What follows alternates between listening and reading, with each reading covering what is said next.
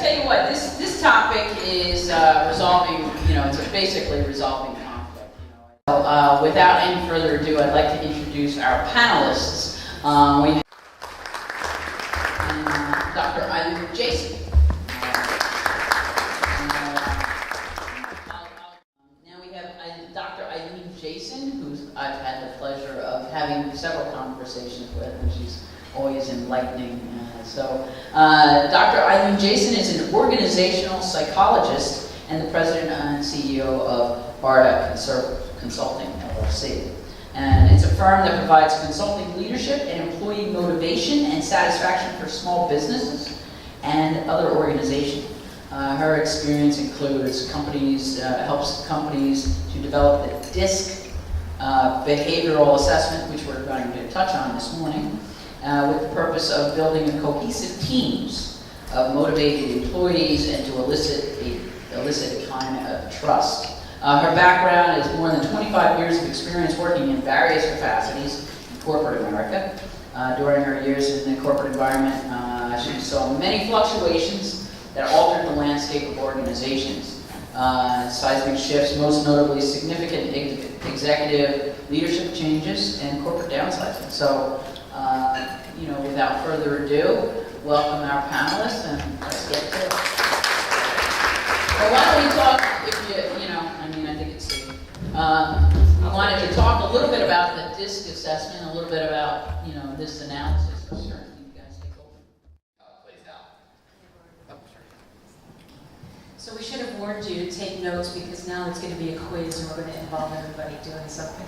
So, can you hear me? Yeah, we have paper on the tables in case you do want to take notes. Don't need the paper. This is going to be a group activity. So, going to have a little bit of fun. Hopefully you're paying attention to what Merrick was saying a little bit. So, let's sort of do a little bit of an exercise. We're going to imagine here maybe we have several water coolers. Let's do 4 water coolers as we do typically have in our working environment. So what I want you to do is take a couple of minutes. Let's talk about the first water cooler, where we say maybe all of the eagles are at. Let's say we have everybody who's an eagle is now situated at that water cooler getting some water. I want you to think about what that conversation may be based on what Merrick was telling you and what your self-proclaimed personality is of an eagle.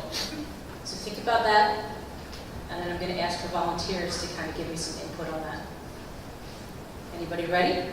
What do you think the eagles might be saying to each other from a conversation perspective? How can we stand around the water cooler? Look, he's an eagle, he just butts in, right? In front of everybody. But that's exactly right. Go ahead. I imagine talking about maybe they need to add people to the team, but nobody's quite right. No one looks right and dresses right and says the right words, and I can't do anything with them. They're really not right for us. They're not doing it the way you think it should be done. Okay. Go ahead, Bonnie. Why does he ask so many questions? Why doesn't he just do his job? Exactly. Yeah, Merrick said it perfectly. They're more direct. They want results. They don't want to know what you do to get those results. They just want the end result of what you're doing. Anybody else want to participate in the Eagle comment? Money. What's that? Where the goals are for today, the money, the revenue, where Money. we're at today, Yep. where our goals are for today. Do you think that there'd be a lot of conversation in general? Like, do you think they'd be chit-chatting for 20 minutes, 25 minutes around the water cooler? Right. Short, sweet, get done, get your work done. Okay, good. All right, let's talk about then the parrots. We have a water cooler now. Surrounding it are a bunch of parrots from our work environment. So recall what Merrick was saying about a parrot. They're very motivating. They love to talk and have a conversation. Anybody want to take a guess as to what they're talking about or what they're saying or how they're saying it? This is the best water cooler.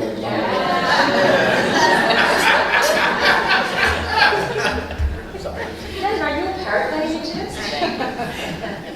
But not only that, they're all busy talking and chattering and interrupting each other. And talking on top of each other, so no one can really hear what's being said because they want to get it out. But it's also, how are the kids? How was your vacation? Oh, that sounds great. Oh, I love her outfit. Oh, talk, just goes to everything, very personal. Yeah, sort of, this is a great place to work, right? I mean, got really a lot of motivated employees, everybody's getting along very well. I can be the public speaker, I can be the motivator of the group. So same question with the Eagles. Do you think that they would be there a while at the Water Killer, or would they kind of just disperse quickly? The Parrots would be there for a while. Yeah. So would you say Parrots are more people-oriented Yeah. as opposed to the Eagles? All right, good. Let's move on then. Our next water cooler, we'll do the dove. So we've got a bunch of doves. In light of what Merrick was saying, how they care for each other to make sure everybody's happy, everything's going to be okay. What do you think is happening at the dove water cooler? Are you okay? Is anything wrong? Seems like you're not the same. You look really wrong. Hear about so-and-so, should we do something? Yeah, exactly. So they're very concerned about, maybe the employee, something's happening, and they want to make sure they want to make it right, or have them included specifically in a conversation or maybe a project that they're working. Jason, you said something, I didn't catch it. Talking about their feelings. Yeah, feelings, yeah, and other people's feelings as well, making sure that they're very concerned about, Bonnie, make sure she has what she needs to do the work that she has to. I just want to say from a team perspective, Merrick, did an outstanding job with regard to individuals, but as we're talking today from a team perspective and a cultural perspective, you work with groups of people. It's not often that you're working one-on-one with your boss or whomever.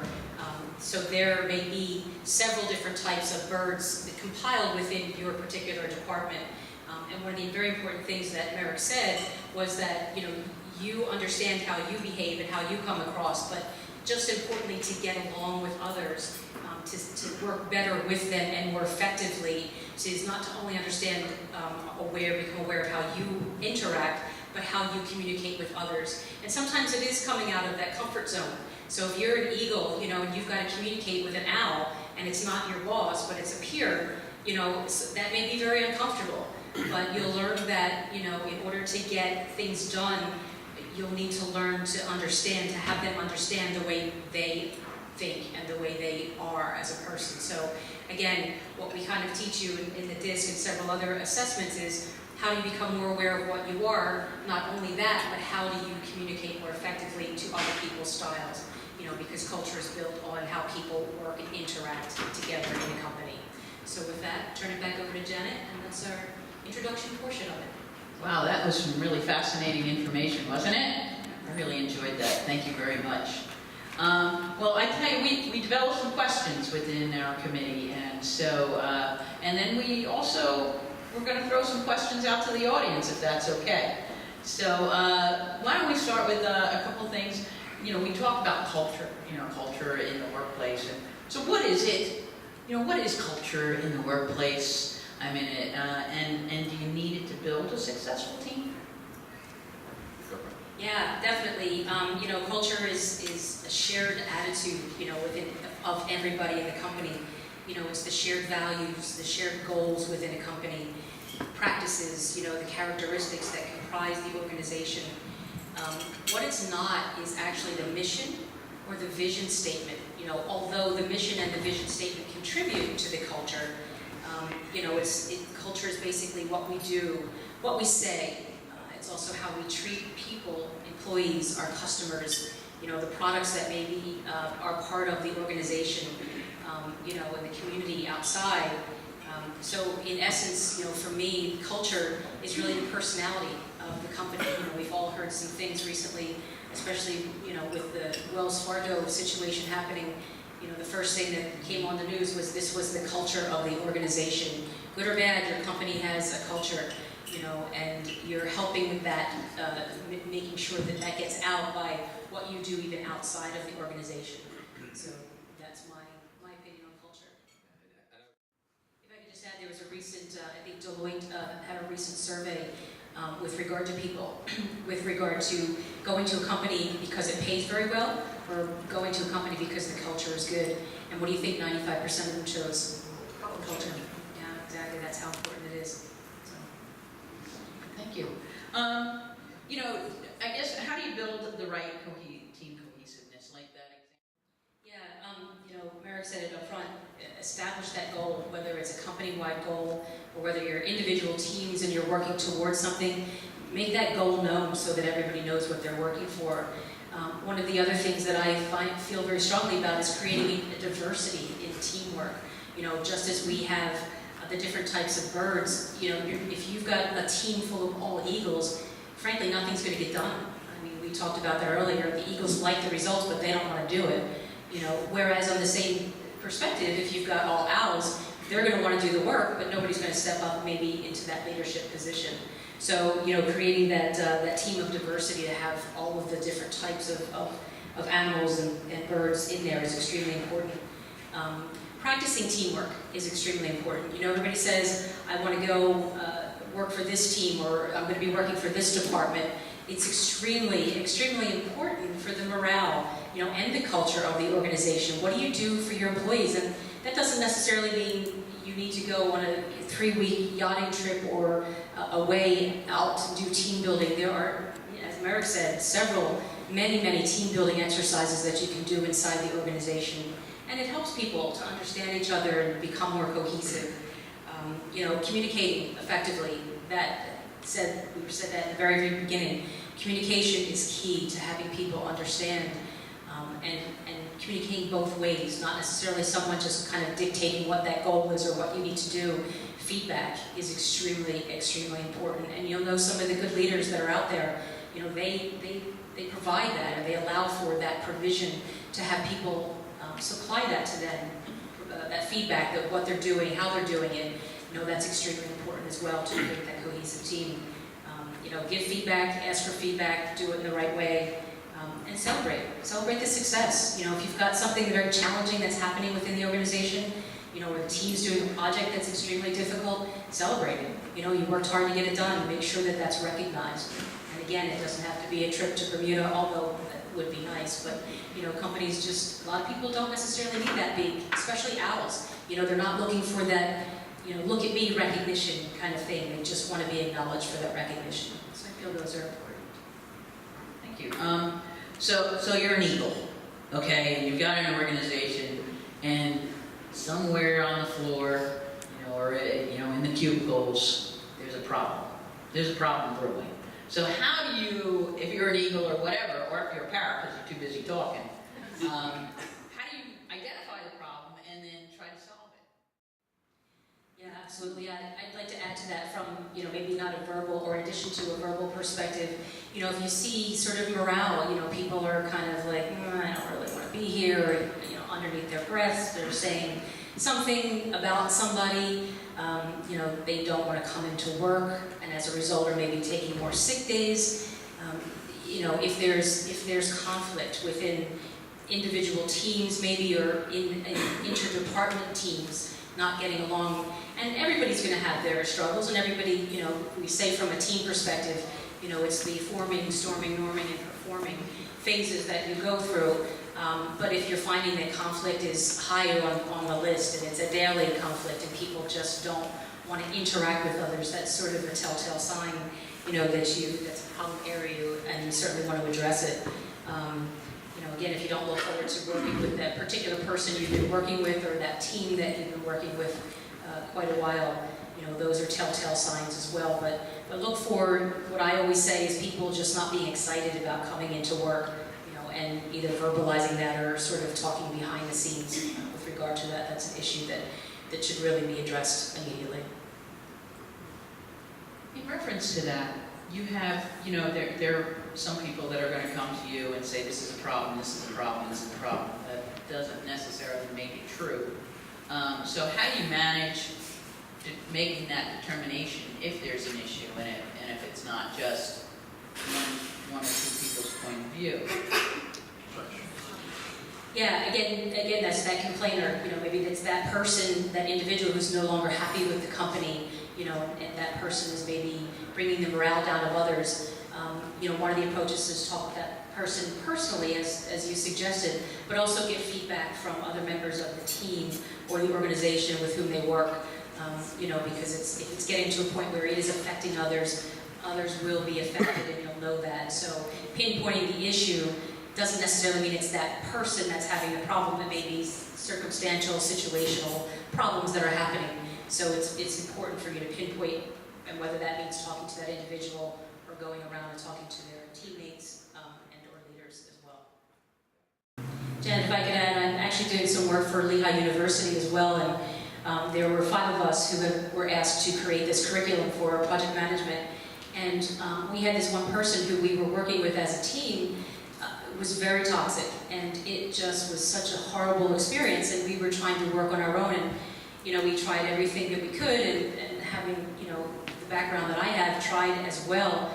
But sometimes you just need to do away with that person, or have them do something that's more fitted to what they actually do. And the reality of it is sometimes you need to ask that person to go or move them to another department. And we had to do this for this gentleman. But I will tell you, morale has skyrocketed since. So it was a tough decision to make, but the results you find are just going to be unbelievable. And everybody else that was involved in that, you'll see them change almost 180. When that person left, did you follow up to find out that they stay the same toxic person, or did they fit into a new toxic environment? By the way, that's a parent that was waiting to break in. Yeah, or create a new toxic environment. No, we sort of asked him to leave. He's doing some other work for the university, but not as the particular initiative that we were working on.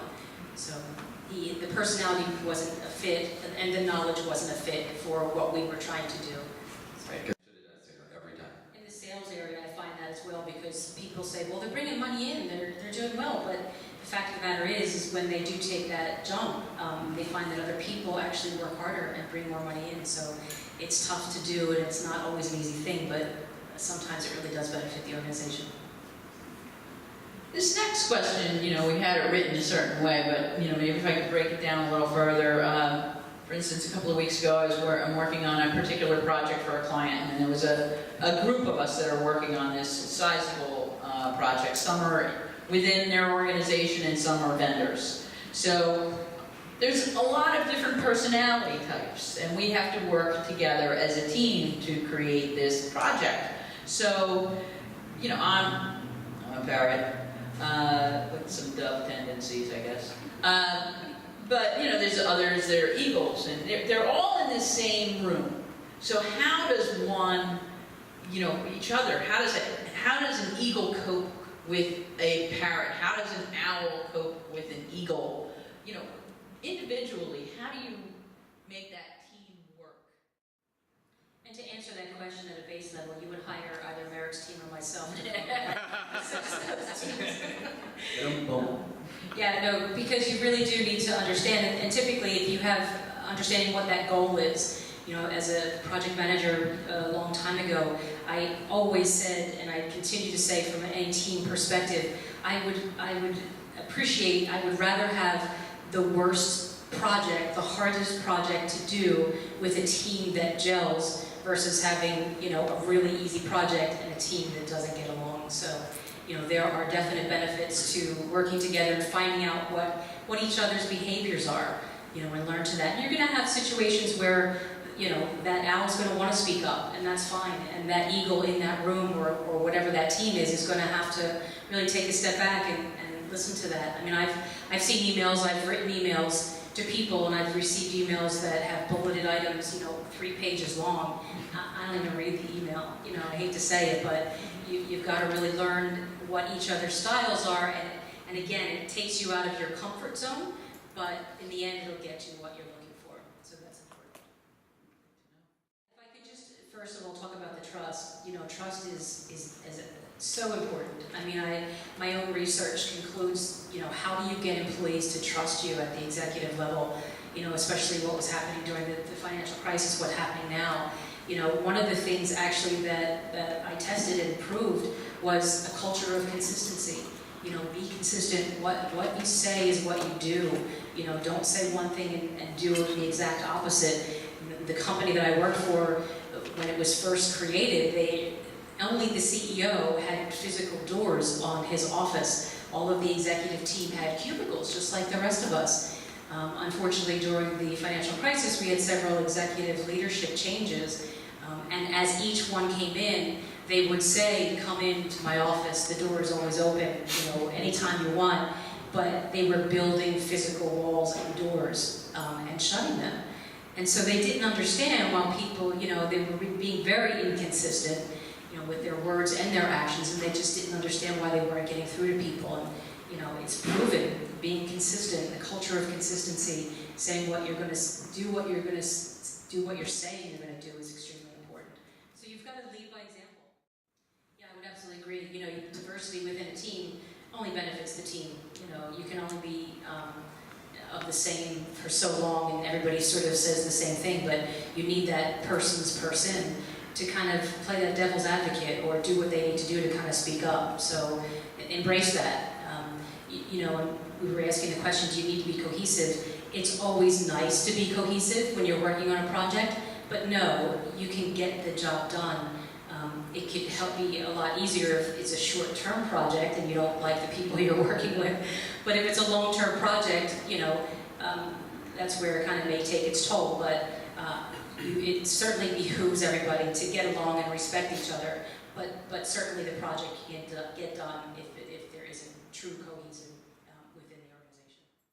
And that's another thing I think quickly out. If you've got, as Merrick said, a bunch of eagles on that team, but you've also got some owls, they may not do things as quickly as the eagle wants them to do, but they'll get them done. So you need to respect that they have their own style, and influence, but as long as they work at their own pace and get the job done, then that's important, and they're valued as well. I would say if you have a split personality, you can absolutely have I told you it was due Tuesday. But the follow-up with that, with Janet's question is, so, a lot of businesses start off as a solopreneur. You're one person. Obviously you've got to create the values in which you stand for to build your company on. So, I guess in a way you can start creating your culture as an individual and then share that as you start to build a team. Because you can't really have a team without a culture, correct? Yes, and I would agree with your statement with one person starting the company. I recently was part of another networking group that I have since staff less. That sort of operated a little bit differently than what my values and how I would operate from a company perspective. And I left the group, no hard feelings at all, but I felt that it wasn't representative of who I was as a person and how I represent my company being one person. So yeah, I do believe it starts from, and actually that's great if you can identify what that is early on as a solopreneur, and when and if you choose to grow and get bigger, it's much easier to make sure that people that join you understand that and be a part of that. That we want to put out to you, it says, what is something you can do today to get yourself closer to the culture you want? I just brought my son in to do some work under the Garrity group, and I was fortunate enough to know Eileen, and I reached out to her and say, my son is, I adore him, he's wonderful, he's different from me, so we set up, how do I get him on board? And I reached out to Eileen for an assessment. So to the audience, what do you think you can do to maybe get closer to that culture you're trying to build within your own organization? Anything that sparks in your head, like, I'm going to go out today and do this? Anybody? Get an assessment from America, right? Yeah. Actually, she's right on though with that. Yeah. You can't, we just went through it. So actually, we did one assessment in regards to culture with the Alcini group, and then we just did it with, in the individual disc assessments with Eileen through team builders. You can't really build a team unless you know what players you have on there and how it really is interesting to know how, as a leader, to be able to help.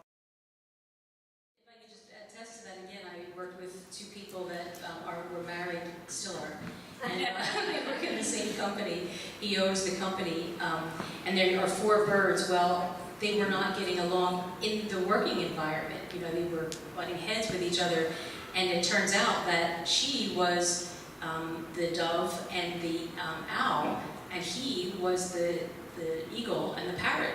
So I said, well, it's clear to me why you guys aren't getting along. And so we did a couple of sessions, and they like each other again. So it really You're does a talk to marriage them. counselor as well. Yeah, well, that too, yeah. But it really does. Once you understand what that, and it's not. I often say it's not. You don't think that people hate you because it's avoidance or it's a conflict.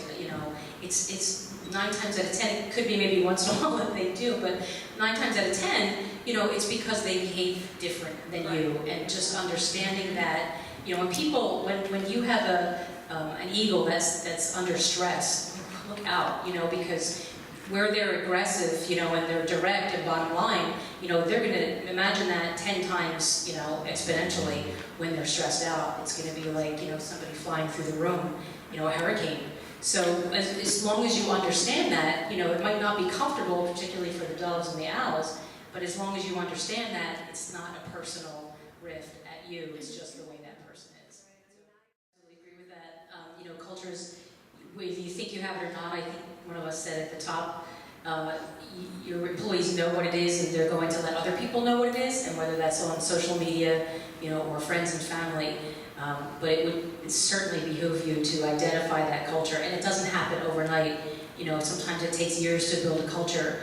But if you don't know you have one, or if you don't know what your culture is, take a step back and make sure that at least you have a say in what it is that you want your values to be, how you want your employees. Yes? Speaking of social media, do you think that social media has been somewhat of an impediment to team building? Because I know sometimes, and this may be a subconscious thing, but I'll want to hire, and I'll have this fear that if it doesn't work out, and it could be completely on them, not on me, people have a tendency to pop off publicly and tell their own version of the story. And I wonder if sometimes that creates hesitation on the part of the leader to really make the tough decisions. It works both ways, actually, because a lot of companies are looking at their prospective employees and what they do on social media. And people are and are not getting hired as a result of it. So yes, it's out there. It's not going to go away for sure. You need to learn to understand it and deal with it. But again, it works both ways. That person who didn't get the job, that may not benefit that person in the future if he goes to look for another job elsewhere, and that employer sees what he did. Then they say, question that integrity of that person. If something doesn't go right, is he going to go out and post it on social media? So. Right, and you might, hopefully, you might be able to flesh that stuff out and spot that tendency during the interview process. Sometimes you can tell this is somebody who might have very strong opinions and may not always, may be very emotional and speak. Absolutely, and there are other assessments. I know we're talking about the DISC. There are other assessments that you can use during the interview process as well, and even including DISC as a tool to identify that person before you actually get into the interview. There are certainly interview techniques that you can find out as well. So, yeah, a lot of people interview well, and then once they get inside, it's like, who's that? Everyone's the best person in the world in interview. They're a killer. You want to meet them at their best, interview. Yeah. So you want to meet them at their best, interview. Yeah, exactly. But if you can do some type of behavioral assessment included in all of the other choices. Yeah, I test everyone. Awesome. Good. You want to talk about our next event? Yeah, I would, yeah. I'd love to. Well, let's give this great panel and great moderator a round of applause. I want to thank our panelists. I want to thank our hostess with the mostest, Janet Garrity. Thank you all. Thank you all. Give them a round of applause.